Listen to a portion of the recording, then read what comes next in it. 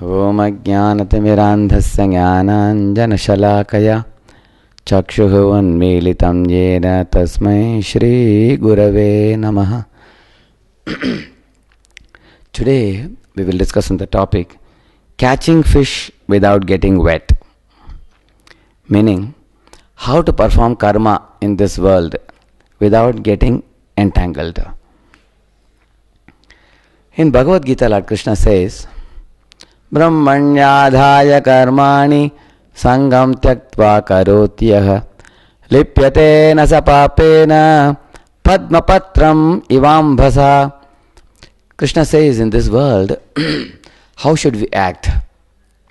We should be like a drop of water on a lotus leaf, untouched.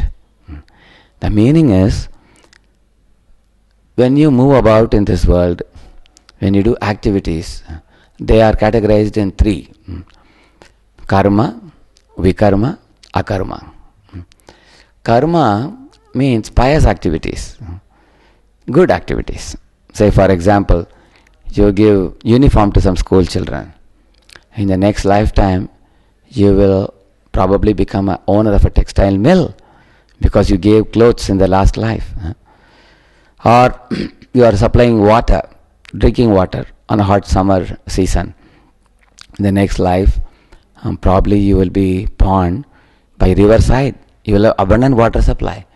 Or you will have a huge syntax tank supplying 24 hours water supply for you. Or if you are giving school children some notebooks free of cost, poor children, then next life you will become owner of a printing press, where you can have abundant papers with you, flooding your entire shop. In this way, when you do punya, you have to be born again to reap the good effects of that punya. Punya means pious activities. This is called karma. And now, then there is vikarma.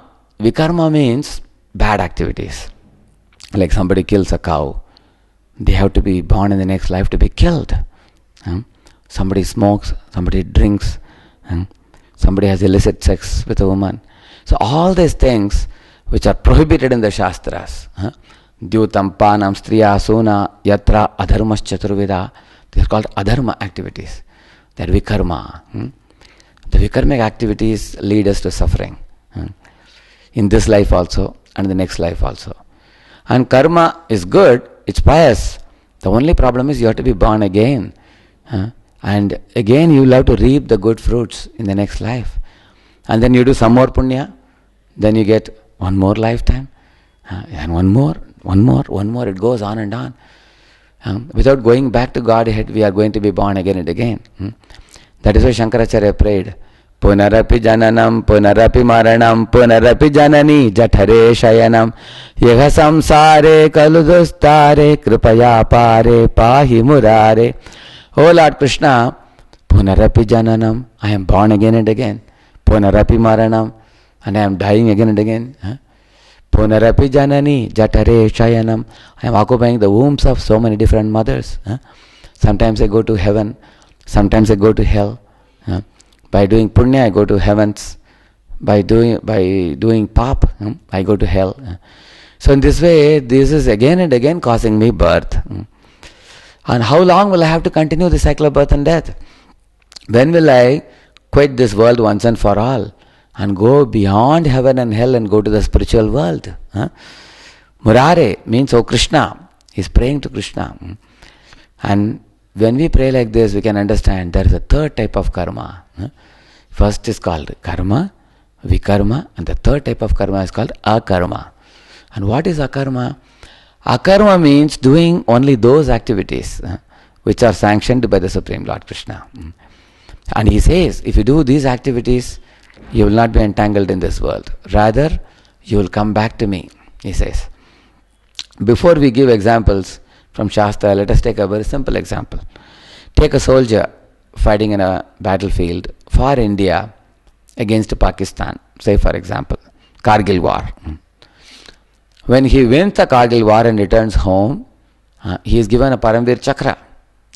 He might have killed hundreds and thousands of soldiers in the battle. But for killing, he is given a medal. Just see. Why?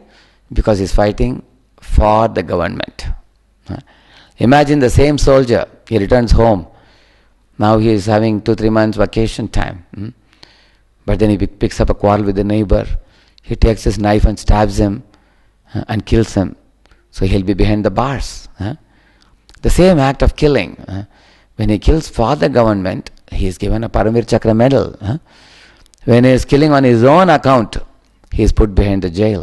You see? Do you understand the difference? Another example. Take a cashier in a bank. He is giving out 5 lakh rupees. He is receiving 20 lakh rupees. And that money he just keeps it in the bank. It is not his personal money. He is working on behalf of the bank.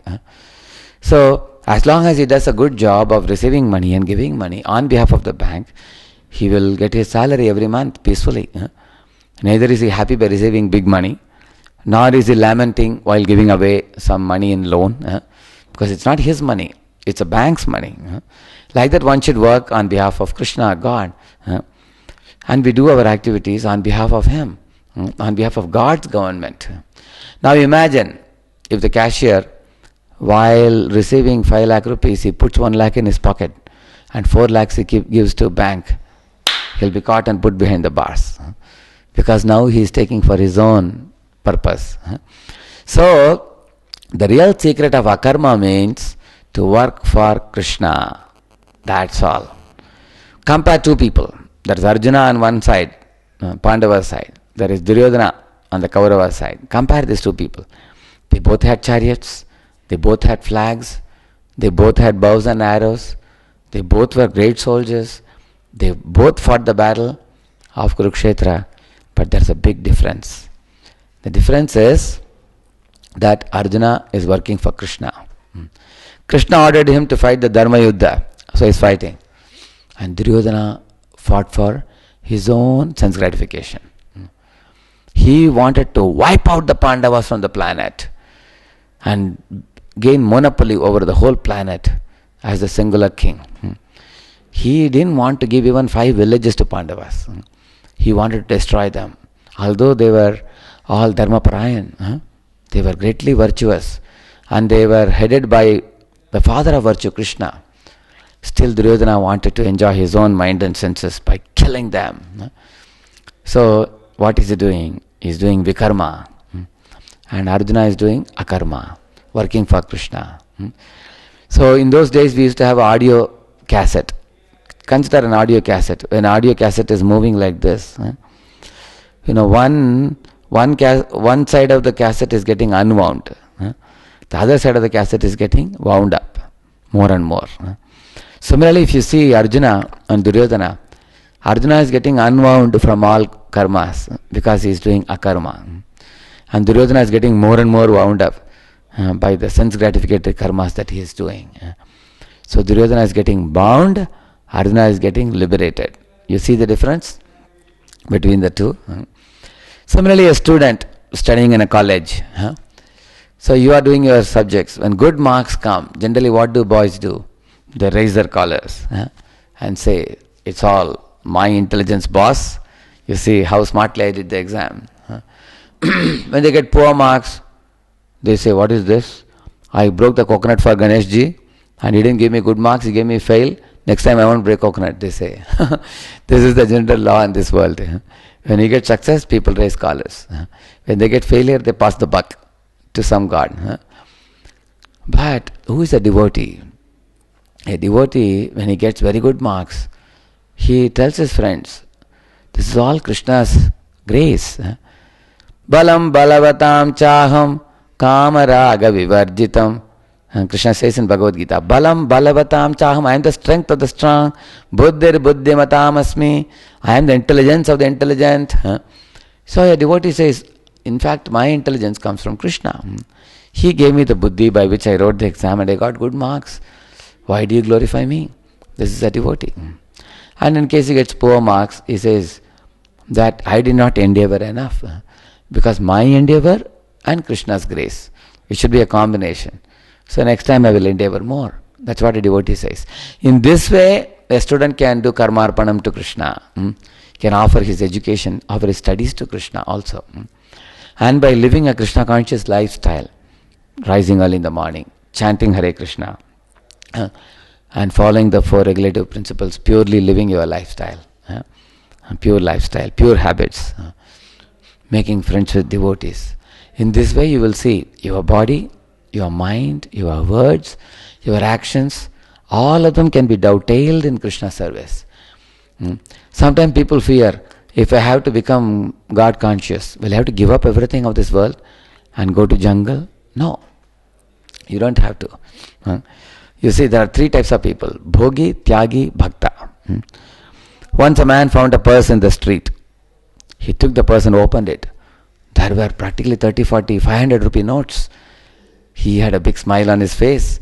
He went to the hotel, he went to cinema, he traveled by plane, and he enjoyed life. He's called as a Bhogi. Another fellow saw the same purse, but he refused to touch it. He said, that doesn't belong to me. I won't even touch it. He's a Tyagi. But a third person came, he saw the purse, he took it, and he saw a lot of money in it. And then he said, this is not mine, it must be belonging to someone. He opened the purse and checked it in all directions. Then he found a identity card.